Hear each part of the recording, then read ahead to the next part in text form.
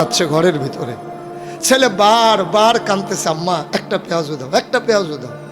পাশের ঘরের চাচি দেখতেছে সন্তানটা কাঁদতেছে, মা পেঁয়াজু দিচ্ছে না। পাশের ঘরের চাচি বলতেছে, তুমি কেমন মা? হ্যাঁ, ছেলে পেঁয়াজু চাইতেছে, তুমি বানিয়ে দাও না কেন? আমি যে দেই না কেন এটা আমি জানি। তার 3 দিন ধরে তার পেটে অসুখ, তার পেঁয়াজু দিলে তো তার ক্ষতি হবে। আমি তো দিতে পারি না, আমি তো মা। সুতরাং আমি তো টিটকারি মারতে পারি না, আমি তো মস্কারা করতে পারি না, আমি তো বিরোধিতা করতে পারি না, আমি তার দোষগুলো তুলে ধরতে পারি না। আল্লাহ রসুল আমাকে বানিয়ে দিয়েছেন আয়না, আর আমি আজকে আপনাদেরকে বানিয়ে দিলাম অভিভাবক। সুতরাং আপনি কেমন করে টিটকারি মারবেন, কেমন করে মস্কারি করবেন, কেমন করে মানুষের দোষ ধরবেন?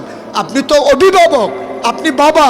আপনার দায়িত্ব হলো আপনার অভিভাবকত্বে সকালকে এই প্ল্যাটফর্মে একতাবদ্ধ করা।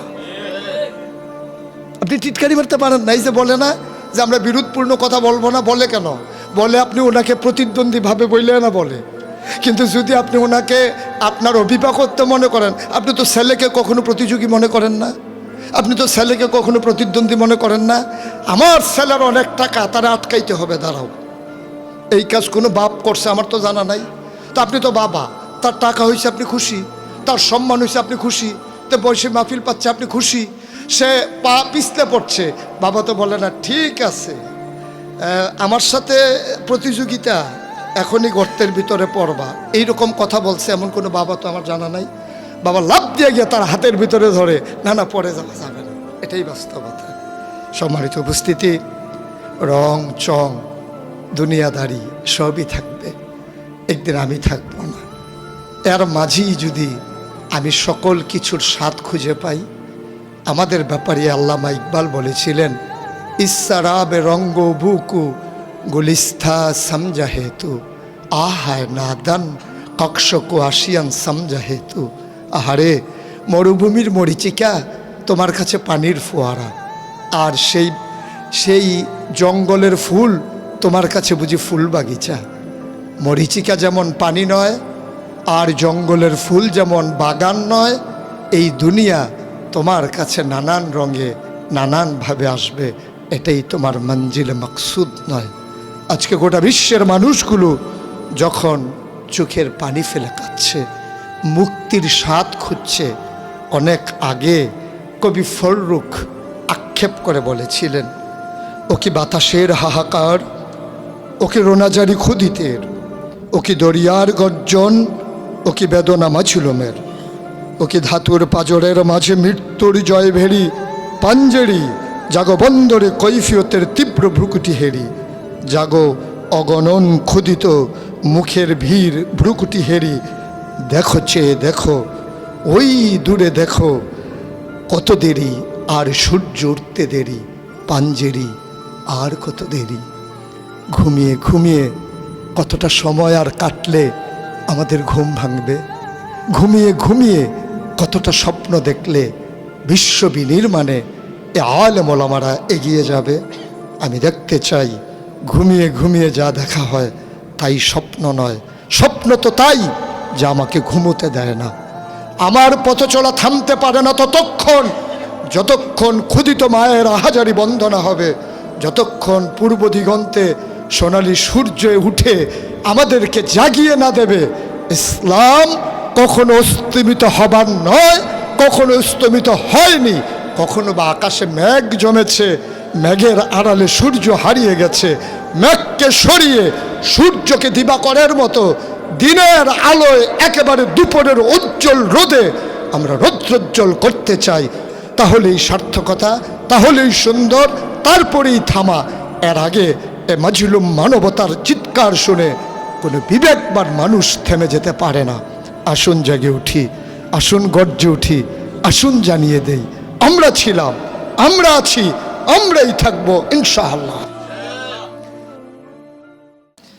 সম্মানিত উপস্থিতি, যুগে যুগে ইসলাম নানান ফিতনা চড়াই উতরাই পার হয়েই আজকে ১বিংশ শতাব্দীতে পদার্পণ করেছে।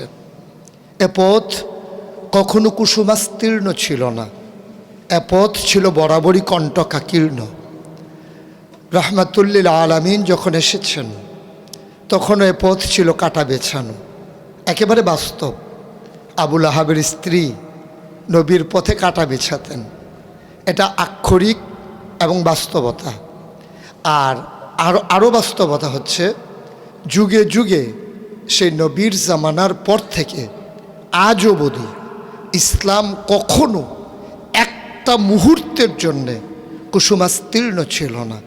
এ পথ ছিল পিচ্ছিল, এ পথ ছিল বন্ধুর, এ পথ ছিল কাটা বেছানো, এ পথ ছিল সেই পাহাড়ি গিরিপথ যেখানে অমানিসার অন্ধকার, যেখানে বিজলি চমকানো, টিপ টিপ বৃষ্টি, পায়ের কাছেই 100 হাত নিচের গর্ত।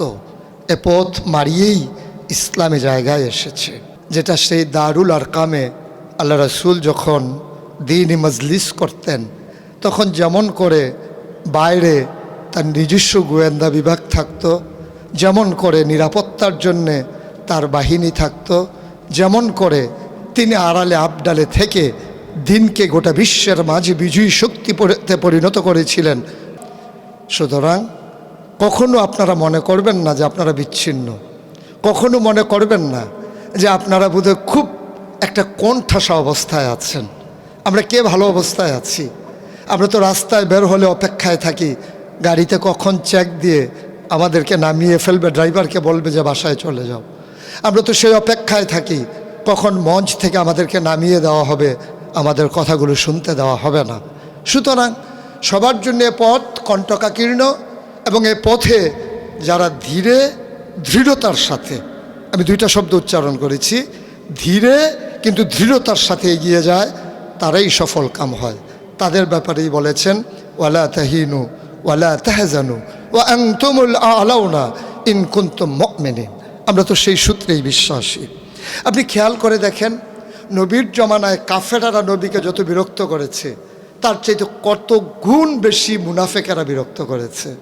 আপনি দেখেন আবু বকরের জামানায় সেই যারা সবচেয়ে বেশি বিরক্ত করেছে ওরা কারা? যারা জাকাত দিতে অস্বীকার করেছিল, যারা জাকাত দিয়েছিল সব সময়। ওরা কারা? যারা মিথ্যে নবুয়তের দাবিদার ছিল। ওরা তো কাফেরদের মাঝে ছিল না, ওরা মুসলমানদের মাঝ থেকে ঘাপটে দেওয়া একদল মুসলমান, যাদের সুরত ছিল সিরত ছিল না, তাদের নমুনা ছিল, তাদের চরিত্র ছিল না।